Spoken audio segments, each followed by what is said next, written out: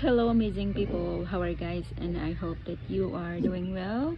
It's me, Annabelle, your friend, and I am here to share the word for today. And may the Lord bless everyone, guys.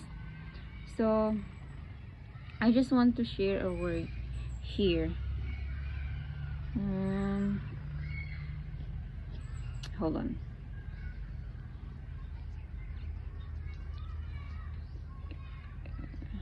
In Romans chapter 12 verse 9 to 21, and the word says, love must be sincere, hate what is evil, cling to what is good, be devoted to one another in love, honor one another above yourselves. Never be lacking in zeal, but keep your spiritual fervor serving the Lord. Be joyful in hope, patient in affliction, faithful in prayer. Share with the Lord's people who are in need. Practice hospitality. Bless those who persecute you. Bless and do not curse. Rejoice with those who rejoice. Mourn with those who mourn. Live in harmony with one another. Do not be proud, but be willing to associate with people of low position. Do not be conceited. Do not repay anyone evil for evil. Be careful to do what is right in the eyes of everyone. If it is possible, as far as it depends on you, live at peace with everyone.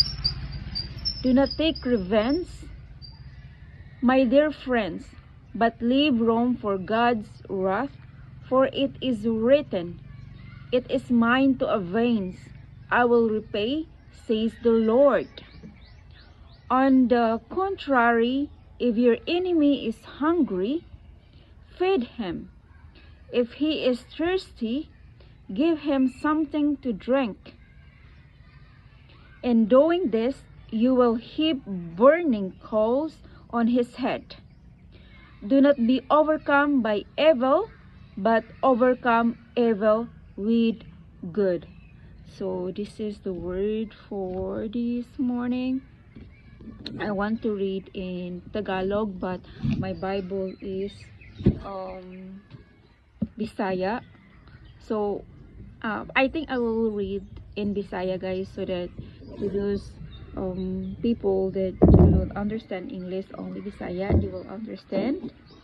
And it says here in Romans chapter 12 verse 9 to 21, it says here in Bisaya, kinahanglan walay pagminaot ang gugma, dumti ninyo ang dautan, gumakos kamo sa maayo, paghigugma ay kamo ang usa sa usa, sa gugma nga inigsuon, pagpalabuanay kamo sa pagtahod ang usa sa usa, ayaw kamo pagpakulang sa kasibot, hinunua pagmainiton kamo diha sa espiritu, alagaran ninyo ang Ginoo, pagkalipay kamo diha sa inyong paglaom, pagpailob kamo sa panahon sa kagulanan, lumahutay kamo sa pagampo, umamot kamo alang sa mga kinahanglanon sa mga balaan, batasana ninyo ang pagkamaabi-abihon, panghinauti ninyo ang mga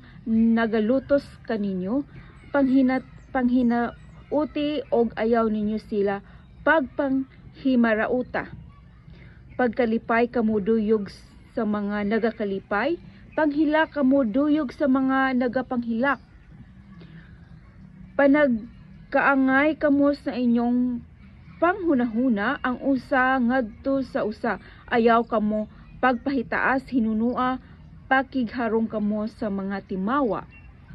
Ayaw ninyo palabihi ang inyong pag-isip sa inyong kaugalingong pagkamakinaadmanon, kinahanglan walay balusan ninyog dautan tungod sa dautan.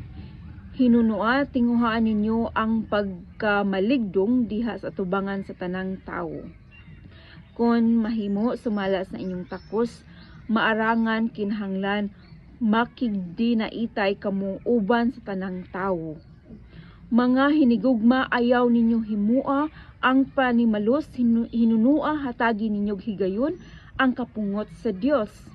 Kay nahisulat man kini nga nagaingon, ako ang panimalos, ako mao ang magabayad, nagaingon ang Ginoo.